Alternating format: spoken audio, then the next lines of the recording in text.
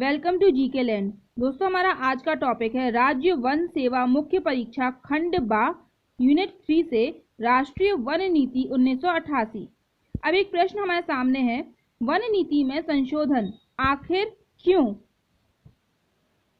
तो इसका उत्तर है हमारे पास, वनों की अनियंत्रित अंधाधुंध कटाई से मिट्टी, मृदा अपरदन, मरुस्थल का प्रसार, बाढ़ में बढ़ोतरी, बंजर भूमि में वृद्धि, जलवायु की विषमता, सूखा, भूमिगत जल स्तर में आई कमी, वन्य जीवों व वनों के उत्पाद सह उत्पाद में कमी, बायोडायवर्सिटी मतलब जैव विविधता तथा पर्यावरण प्रदूषण पर पड़े प्रतिकूल प्रभाव को देखते हुए ही पुरानी वन नीतियों को समय समय पर संशोधित किया जाना आवश्यक है।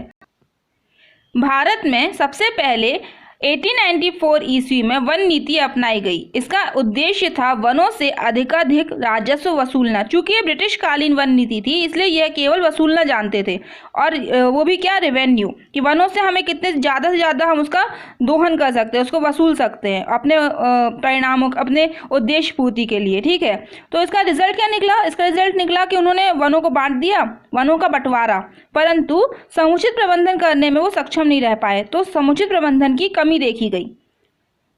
स्वतंत्रता के बाद 31 मई 1954 में वन नीति अपनाई गई। ठीक है, अब ये अपने स्वतंत्रता के बाद वाली है, मतलब स्वतंत्र भारत की प्रथम वन नीति अगर कोई आपसे पूछेगा तो अपन बोलेंगे 1954 वाली।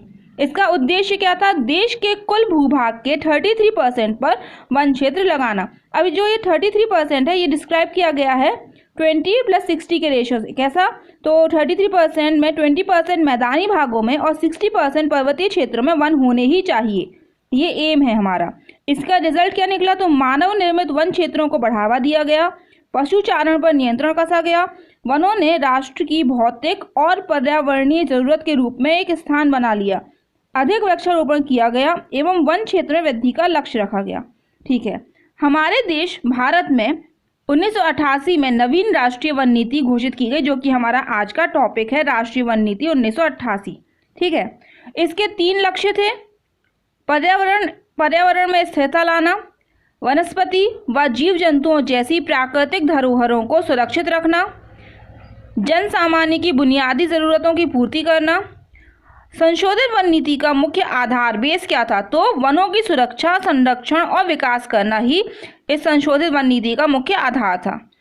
और जो ये 3 एम थे, इसके साथ ही, इन लक्ष्यों के साथ ही मृदा संरक्षण एवं सामाजिक वानिकी, वृक्षारोपण कार्यक्रमों के विस्तार पर भी ध्यान केंद्रित किया गया। राष्ट्रीय वन नीति 1988 के अनुसार, अब ये कुछ इंपॉर्टेंट पॉइंट हैं। ठीक है, तो पहाड़ी और नदियों के कटाव वाले क्षेत्रों में वनों का विस्तार करना। ठीक है, फिर वनों की उत्पादकता में वृद्धि सुनिश्चित करना, पर्यावरण संतुलन के लिए वनों की कटाई करना। वेट अ मिनट, ये तो उल्टी बात कर रहा है। वनों की कटाई की, अभी तो बोला गया कि वृक्षारोपण करना चाहिए अधिक से अधिक, नहीं, ये सीधी बात है। कैसे? ये बोल रहा है पर्यावरण संतुलन के लिए वनों की कटाई करना। अब हम समझते हैं एक उदाहरण के रूप में। एक चीज है, उसे कहते हैं जंगल की आग।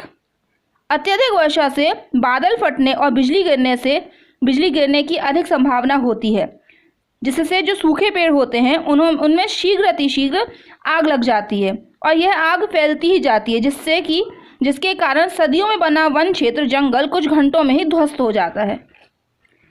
जंगल की आग के शांत होने के बाद भी कुछ पेड़ सड़न गलन का शिकार बन जाते हैं, जिनकी अन्य शाखाओं को फंगल इन्फेक्शन से बचाने के लिए वनाधिकारियों को वनों की कटाई करवानी पड़ती है। अब आप इसका लाइव एग्जाम्पल कैसे समझ सकते हो? अगर आपके यहाँ बड़े बड़े 2 पेड़ लगे हैं, ठीक है, और आप वहीं पे लगा है कोई हाइपरटेंशन का टावर या फिर वायर गई हुई है, तो कभी वर्षा में आप देखोगे वो आपस में टकरा करके स्पार्क होते हैं और उससे आग लग जाती है, पूरा पेड़ जल जाता है। तो यही एक सजीव उदाहरण है इसका। और वन पर आधारित उद्योगों में कुटीर एवं लघु उद्योग ही स्थापित करने की मान्यता दी गई थी। ग्रामीण एवं आदिवासी क्षेत्रों के व्यक्तियों, जनजातियों का वनों में आवश्यक हक सुनिश्चित करना भी इसका एम था।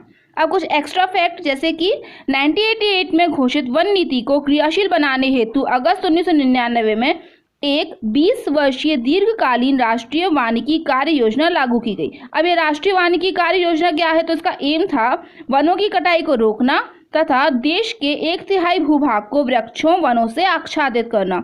इसके अलावा राष्ट्रीय वन नीति 1988 का अनुसरण करते हुए आदिवासी बहुल क्षेत्रों में नष्ट हो चुके वनों को पुनः हरा भरा करने में स्थानीय लोगों से जो आम जनमानस है उनको शामिल करने हेतु 100% केंद्र द्वारा प्रायोजित योजना प्रारंभ की गई। इस योजना का नाम क्या है भैया? तो इसका नाम अवक्रमित वनों को उपभोग के आधार पर पुनर्जीवित करने हेतु जनजातीय और ग्रामीण निर्धन वर्ग संगठन, इतना लंबा चौड़ा इसका ये नाम है।